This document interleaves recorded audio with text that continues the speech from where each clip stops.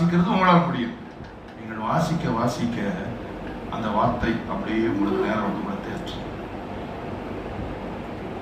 If not all the 30 scriptures, if not all the 60 scriptures, one scripture, two scriptures, 3 that will minister to you.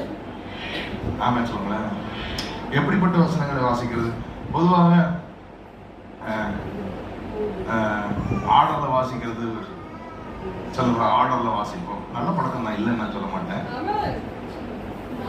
ஆனா முக்கியமாக ஆண்டவர் உங்களுக்கு ஏவுகிற பகுதிகளை நீங்கள் வாசித்து விட வேண்டும். நான் ஆர்டர்ல வாசிப்பேன், அதனால நான் இதெல்லாம் விட்டுருவேன், அதெல்லாம் விட்டுருவேன், அப்படிலாம் இருக்கக்கூடாது. நீங்க ஆர்டர்லயே வாசிக்கலாம். கவனிங்க தயவுசெய்து கவனிங்க. நீங்க ஏன் இடத்துல என்ன பேசுறது உங்களுக்கு புரியும்.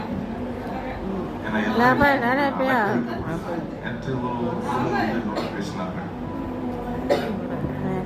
அவங்களுக்கு என்ன அட்வைஸ் பண்ணணும்னு புரியல. எல்லா பகுதிகளும் I am trying to put what God put in my heart. எனக்கு கர்த்தர் பேசினதை உங்களோட பேசணும். இதை விட ரொம்ப அதிகமாக இருப்பீர்கள். பெரிய ஜாம்பவான்கள், வேத பண்டிதர்கள், ஞானிகள், உங்களுக்கு நான் பேச வரவில்லை. பாதகர்களுக்கு பேசத்தான் கர்த்தர் எனக்கு கல்விமான நாவை தந்திருக்கிறார்.